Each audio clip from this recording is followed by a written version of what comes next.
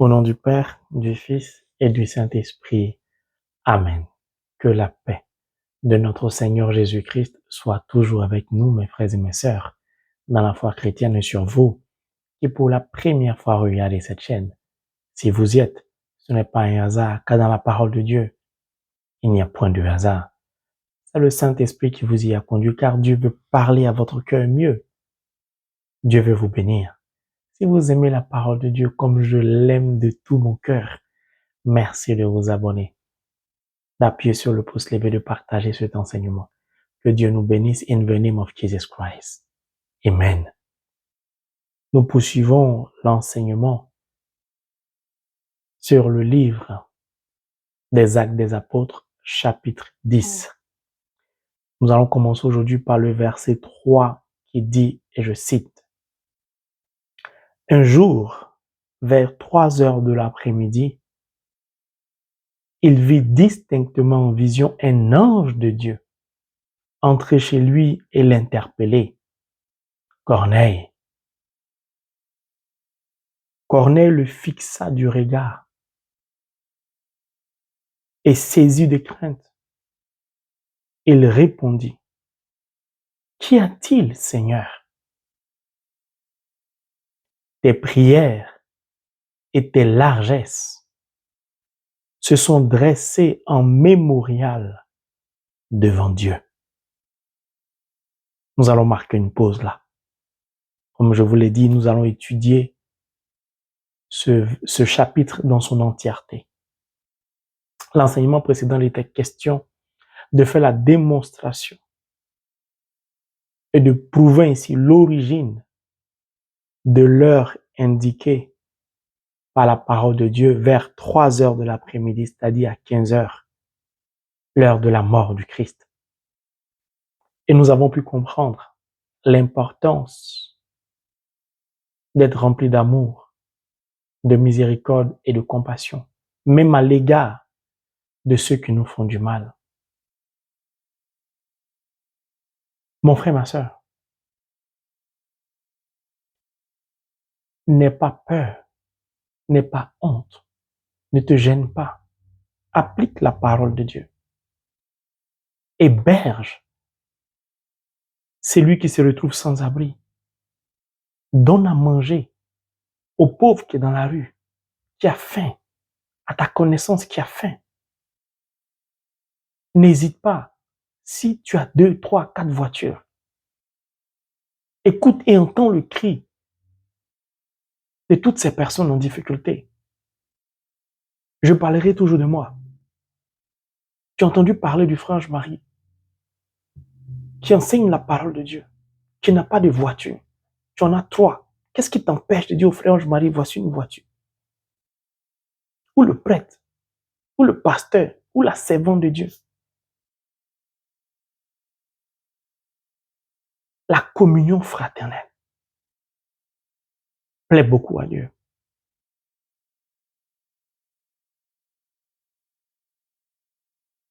Nous savons aujourd'hui quelle est l'origine des 3 heures de l'après-midi. Donc nous continuons. Corneille vit distinctement en vision un ange de Dieu entrer chez lui. Vous vous rappelez, à l'Annonciation, l'ange s'est présenté à la Vierge Marie. Mais l'ange n'a pas dit à Marie, « Marie, ça va, comblée de grâce. » Pourquoi l'ange interpelle Corneille en l'appelant Corneille? Vous allez comprendre. Corneille là expérimente, vit un don spirituel qu'est le don de la vision. Beaucoup de chrétiens attendent l'effusion de l'Esprit Saint pour recevoir les dons spirituels. Corneille, lui, n'a rien demandé. Il a juste mis en pratique la parole de Dieu. Corneille a vécu, pratiqué la miséricorde divine. Donc la miséricorde divine peut nous donner de vivre des dons spirituels. Peut-être on espérait depuis longtemps, mais qui n'arrivait pas.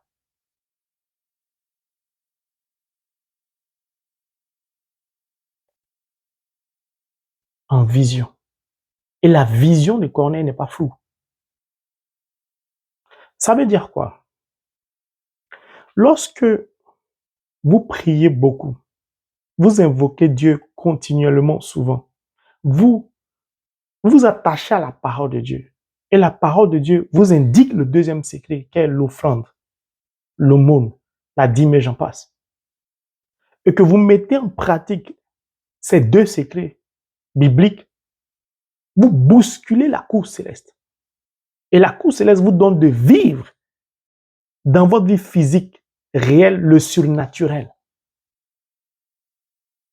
C'est pourquoi Corneille n'a pas besoin de se poser des questions.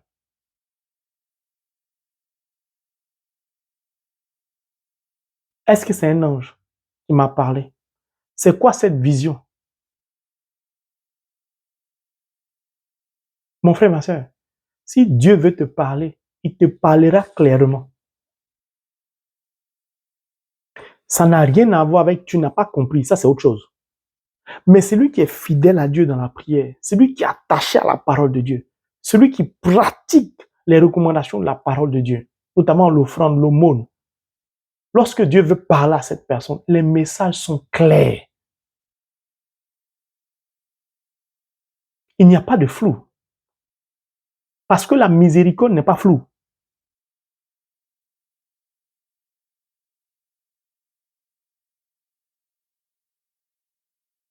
En vision, un ange de Dieu entrait chez lui et l'interpellait. Tout ça, c'est en vision, ça se passe. À 15 heures, à 3 heures de l'après-midi. L'ange l'interpelle en disant, Corneille,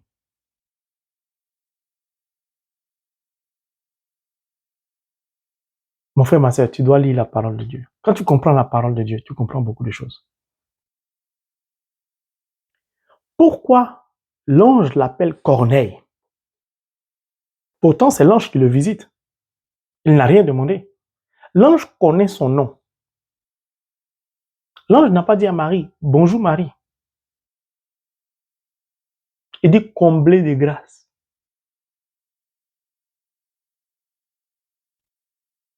Simplement parce que l'ange veut nous véhiculer un message surnaturel qui est le suivant. Que signifie Corneille? Corneille signifie corbeau. Bon, faisons simple. Corneille, c'est un oiseau qui est quasiment identique au corbeau. C'est pourquoi je dis Corneille signifie corbeau. Lorsque l'ange dit, interpelle Corneille en disant Corneille, il indique ainsi à Corneille 1 Roi, chapitre 17, le verset 4. Dieu a dit à qui? Vous avez dit, le franchement, il nous fatigue, nous on ne lit pas bien la Bible. Dieu s'est adressé à Élie. Il a dit à Élie, je t'enverrai un corbeau qui va te ravitailler. En nourriture, mange, prends des forces. Donc, l'ange s'adresse à Corneille, mais c'est à nous aussi qu'il s'adresse. Il dit ainsi à Corneille, je vais faire de toi un corbeau. À partir de ce corbeau, des peuples entiers, des nations entières seront ravitaillés, auront la nourriture, la bonne, la vraie. Corneille devient donc la source de ravitaillement de la bonne nourriture. Quelle est cette nourriture? C'est la parole de Dieu. Corneille devient la source d'amour, la source de miséricorde de Dieu portée aux autres. Et toi, tu as une vision, tu as un songe. Tu vois un corbeau noir. Tu dis, ce sont les sorciers. C'est le féticheur. Parfois, on accuse les sorciers, le diable à tort. Parce qu'on ne comprend pas le message de Dieu. Bon, même si c'était ton corbeau que tu as vu est un sorcier, Dieu te dit, regarde, ce sorcier que tu as vu sous l'apparat d'un chat noir, d'un corbeau noir et j'en passe, lui là, je vais me servir de lui pour te bénir. Il voulait te faire du mal, non? Je vais me servir de lui pour te ravitailler. C'est que les sorciers même seraient étonnés qu'au lieu de te tuer, eux-mêmes ils deviennent la source de ta bénédiction. Oh, j'aime la parole. Dieu est Dieu, hein? Dieu est Dieu. Mon frère, ma soeur, n'aie pas peur du corbeau. Tu vois chat noir, un oiseau noir, une petite souris, tout ça. Serviteur de Dieu, la souris, le chat, j'ai vu la panille, chauve-souris, ça veut dire quoi? Laisse tout ça. Il est l'auteur de l'œuvre de la création tout entière. Mon ami de classe Agou nous le rappelle souvent.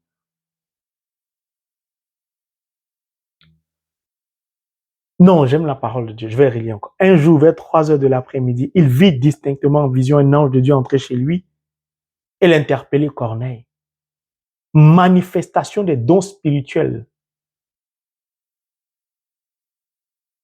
Simplement par miséricorde. Tu as un cœur miséricordieux, tu vas expérimenter des dons spirituels.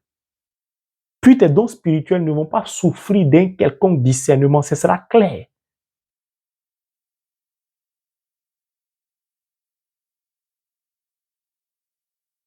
Donc, Corneille signifie corbeau, qui va ravitailler. Nous poursuivons. Verset 4. Corneille le fixa du regard. Ça veut dire que Corneille n'était pas distrait.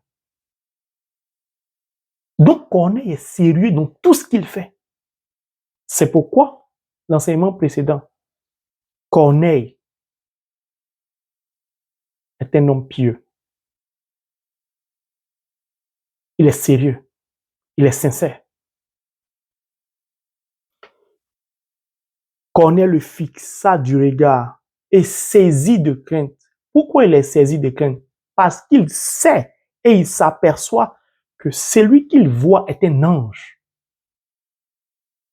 Or, un ange est un messager de Dieu.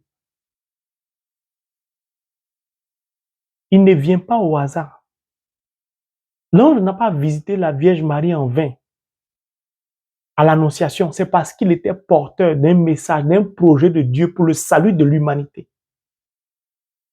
L'ange qui visite Corneille est porteur d'un message de Dieu, d'un projet pour le salut des peuples, des nations entières.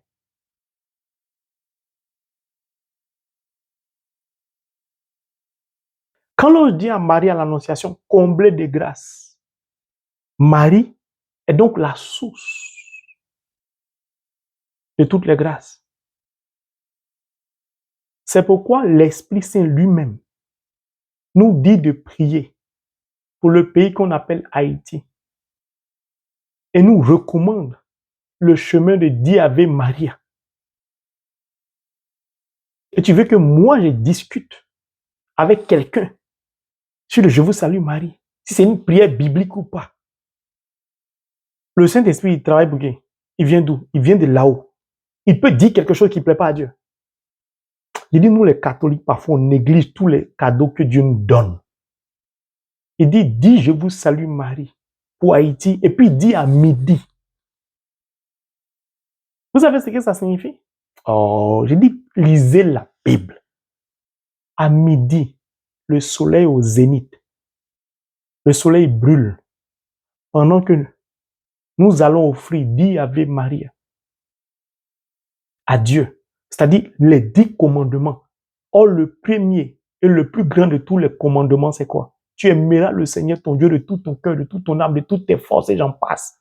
Et tu aimeras ton prochain comme toi-même. Dieu nous demande d'aimer nos frères et sœurs qui sont en Haïti comme nous-mêmes, de prendre le pays, de faire comme si nous étions ressortissants d'Haïti.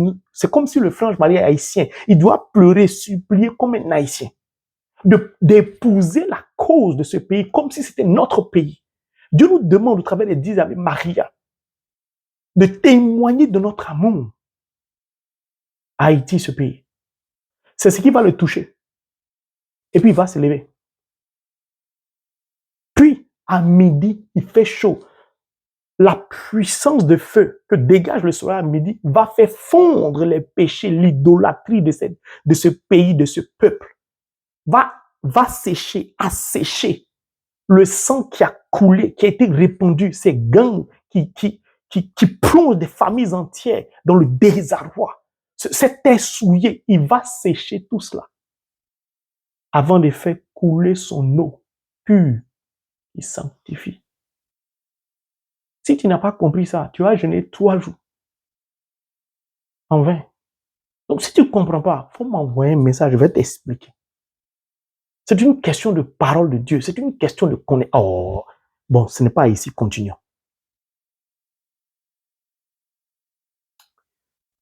Alléluia. Corneille le fixa du regard et saisi de crainte, il répondit, qu'y a-t-il, Seigneur? La puissance de la miséricorde.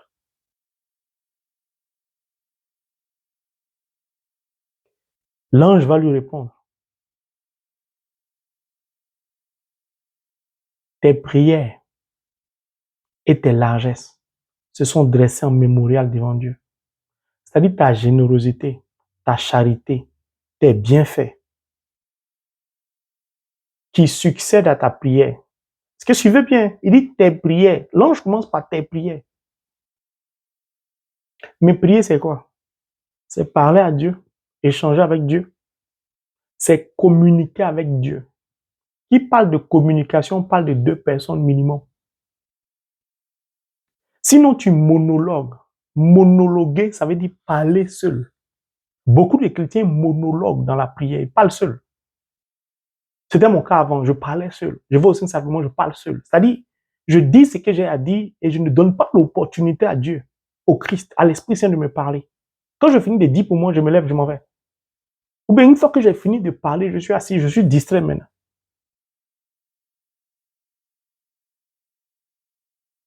Corneille communique avec Dieu. Pourquoi? La miséricorde reconnaît la miséricorde. La miséricorde parle à la miséricorde. C'est prière. Or, quand tu communiques avec Dieu, donc tu parles, Dieu te répond. Mais qui est Dieu? C'est la parole. La parole, c'est l'amour. Parce que Dieu est un Dieu d'amour. Franchement, je prie, Dieu ne me parle pas. C'est que tu ne lis pas la Bible. Si tu lisais la Bible, il y a longtemps, Dieu te parle. Donc, Corneille, il parle à Dieu. Mais comme Dieu est un Dieu d'amour, tout ce que Dieu va lui dire dans leur communication, ce sont des paroles d'amour. Or, l'amour de Dieu, comment ça se manifeste? C'est pardon, c'est miséricorde, c'est compassion, c'est partage ce que tu as avec celui qui n'en a pas. C'est faire le bien, c'est poser des actes d'amour. Accepter d'aider l'autre pour qu'il s'en sorte. Vivre en communion fraternelle. Vivre la communion fraternelle.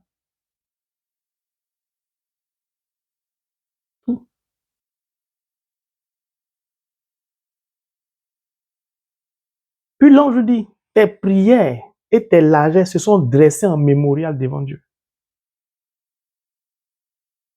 Donc nos prières, notre générosité, les deux à la fois, les deux ensemble, les deux couplés, ils sont indissociables. Celui qui prie, qui ne fait pas du bien, ne prie pas.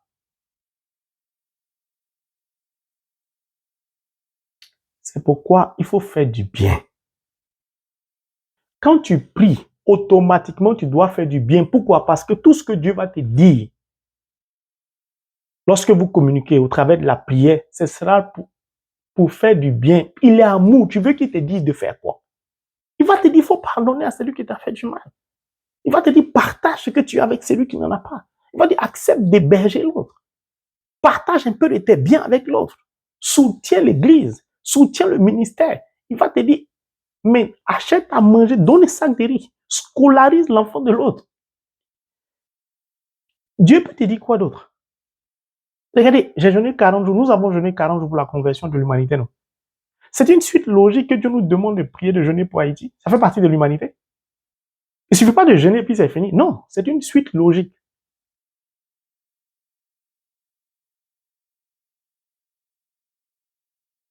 Tu ne peux pas prier sans faire le bien. Tu ne peux pas faire le bien sans prier. Ça va ensemble. Et tu n'arrives, franchement, je n'arrive pas à prier. Je n'arrive pas à lire la Bible. Mais il n'y a pas de prière sans fondement de la parole de Dieu. Tu pries comment si tu ne lis pas la parole de Dieu? Comment tu fais pour parler à Dieu si tu ne connais pas le langage de Dieu qu'est sa parole? Vous allez vous dire quoi? Comment tu vas comprendre ce que Dieu te dit?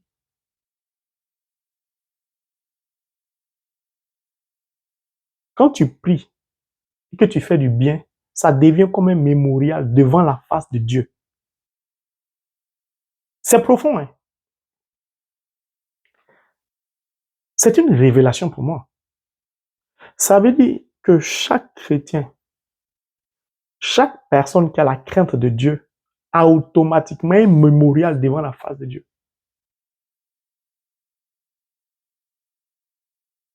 Il faut lire la Bible. Ah, moi, je n'arrive pas à lire la Bible. Dans ton mémorial, c'est marqué. La jalousie, le mépris, tout ce que tu fais, l'égoïsme, tout ça est marqué dans ton mémorial. Si ce n'est pas glorieux, tu veux que Dieu te réponde comment? Comment? Non, on doit se dire la vérité. Nous sommes des chrétiens. Nous sommes appelés à vivre en communion fraternelle, à prier ensemble, à partager ce que nous avons entre nous. Mais expliquez-moi comment. Un chrétien, le frange Marie, a besoin d'une voiture. Il n'a pas l'argent. Il va prendre un crédit, je ne sais pas moi, de 20 000 euros ou 30 000 dollars pour acheter une voiture. Pour pouvoir, par exemple, servir Dieu. Alors que tu as entendu ça, tu as 3 voitures ou tu as 100 000 dollars sur ton compte d'épargne, ça ne te sert pas. Tu refuses de secourir le frange Marie ou le pasteur que tu vas écouter, il marche. Toi, tu es dans ta voiture ou le prêtre. Il y a certains endroits où on coupe l'électricité de l'église parce que les quêtes ne sont pas beaucoup. Et toi, tu as de l'argent sur ton compte. Ça ne te dit rien. Tu préfères te taire. Et puis dire, oh, frange Marie, je vais prier pour toi. Dieu va t'aider. Ou dire à l'église au prêtre, mon père, tiens bon, en tout cas, on va jeûner, prier. Dieu va vous aider à payer les factures. Il va susciter des gens. C'est pourquoi le monde va mal. Je vais prier pour toi. Parfois, je vais au Saint-Sacrement. Je vois des gens à genoux, en pleurs, en larmes. J'ai mal. Vous savez pourquoi? Parce qu'il y a des prières que nous-mêmes on peut exaucer entre nous. On n'a pas besoin de déranger Dieu. Mais est-ce qu'on va accepter de le faire? Parfois, j'ai envie de toucher les gens. Quel est ton problème? Si la personne me dit que c'est 10 000, je vais lui donner.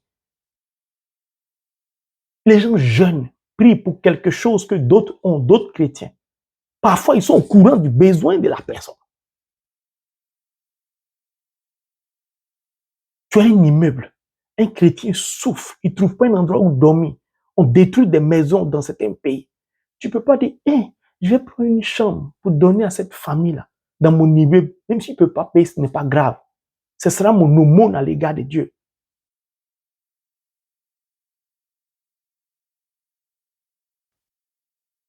Ça fait mal, ça fait mal. Nous prions tous, nous jeûnons tous pour des choses qu'on peut exaucer nous-mêmes. Dieu nous a bénis. Nous pouvons exaucer des prières de nos frères, nos semblables chrétiens. Qu'est-ce que Dieu va faire? Il va se servir de Corneille, du corbeau, pour bouleverser la vie des peuples entiers.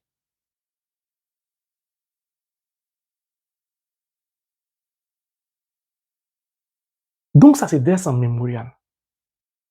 Mais qu'est-ce qui favorise la construction d'un mémorial devant la face de Dieu? C'est la miséricorde divine. Ce que l'ange vient de dire, la prière, les largesses, là, il rassemble tout ça. Moi, je rassemble tout ça en miséricorde divine que j'ai expliqué la dernière fois. C'est la miséricorde divine qui a permis à Dieu d'avoir un mémorial devant la face de Dieu. Je vais ouvrir une parenthèse. Envoyer une salutation à Maman Sagesse de Dieu et à toutes ces personnes qui aiment la miséricorde divine comme moi. Ce n'est pas un enseignement sur la miséricorde divine. Je laisse ça souvent aux prêtres qui sont habilités. Mais quand tu prends ton chapelet de la miséricorde divine, Père éternel, je t'offre le sang, le corps et le sang. Est-ce que tu comprends ce que cela signifie? Je t'offre le corps et le sang, l'âme et la divinité de ton Fils, Jésus, en réparation de nos péchés et ceux du monde entier, par sa douloureuse passion. Tu offres à Dieu le corps et le sang de Jésus. Tu offres sa divinité en réparation des péchés de l'humanité. Tu sais ce que ça veut dire? Je vais t'expliquer. Juste une parenthèse. Prends Colossiens 2,12. Saint Paul dit quoi? Par ton baptême, tu as été crucifié avec lui, enseveli avec lui, ressuscité avec lui. Lorsque tu dis à Dieu, je t'offre le corps et le sang, l'âme et la divinité de ton Fils Jésus-Christ, en réparation de nos péchés et de ceux du monde entier, tu dis à Dieu que toi-même, tu t'offres en sacrifice de réparation des péchés de l'humanité. Pourquoi? Colossiens 2,12. Toi, tu penses que c'est le Christ seulement que tu offres. Par ton baptême, tu es uni au Christ. Mais comment tu peux offrir ton corps et ton sang, ta divinité, tout ce que tu veux que le Christ avait à Dieu, si toi-même tu vis dans l'impudicité? Si ton sang n'est pas pur, comme le prophète Isaïe, vos mains sont tachées de sang. Si tu manifestes l'orgueil, si tu méprises les serviteurs de Dieu, si tu accuses des gens à tort, si tu mens beaucoup, si tu ne vis pas la parole de Dieu, tu offres quoi à Dieu? C'est pourquoi je dis, tu récites la prière de la miséricorde divine. Il n'y a aucun effet. Père éternel, je t'offre. Ça veut dire que tu dis à Dieu, dorénavant, ta vie ne t'appartient plus. Elle appartient à Dieu. Dans quel but? Pour le service des autres. Ça veut dire que tu t'offres en sacrifice. Dieu peut t'utiliser comme il va utiliser Corneille. Dieu peut t'utiliser comme un corbeau pour ravitailler les autres. À partir de ce moment, tu n'as plus d'intention de prière. C'est toujours pour les autres, pour des peuples, pour des nations, pour des familles, pour les malades, pour les pauvres. Donc, il n'y a pas de salaire dedans. Il n'y a pas de biens matériels. Tu ne peux pas offrir bien matériel à Dieu. Je referme la parenthèse. Faisons attention. C'est pourquoi je dis ne récitons pas. Méditons. Père éternel, je t'offre le corps, le sang, l'âme et la divinité de ton Fils bien-aimé. Le corps et le sang, l'âme. L'âme, c'est l'être du Christ. Mais par ton baptême, tu es uni au Christ. Donc, tu offres qui? Tu offres Marie en même temps. Toi-même, une épée te transpercera. Donc, tu affirmes que toi, tu es uni à Marie. Comme tu es uni à Marie, tu es uni au Christ. Tu es uni à la Trinité. Tu offres cette Trinité à Dieu. Toi-même, tu es dedans. Et tu finis de méditer une telle prière. Et regarde ton attitude les heures qui suivent, ou les jours qui suivent, ou les semaines qui suivent. Tu as déjà vu Jésus avec, ou bien la Vierge Marie avec des ongles de 2 mètres, fongles. Tu as déjà vu Jésus, ou bien la Vierge Marie avec des faux cils, avec des cheveux bleus, verts, je ne sais pas de quelle couleur. Tu offres quoi? Ton corps. Ton corps que tu montes comme ça. Tu t'habilles de façon dévergondée. Tu laisses des boutons, on voit tes forces. C'est ça que tu offres au Seigneur. Mais ce n'est pas un enseignement sur la miséricorde divine. J'aurais faim. Quand tu attrapes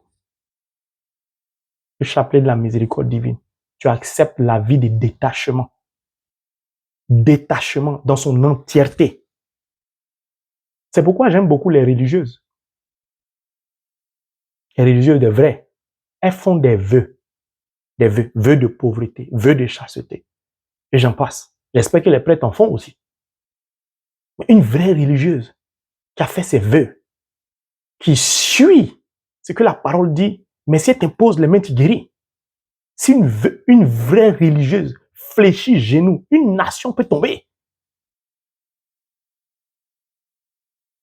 Ce n'est pas de la plaisanterie. La femme n'est pas n'importe qui. J'ai dit, il n'y a pas de terre en femme, dans la femme à l'origine. Ne plaisantez pas avec ça.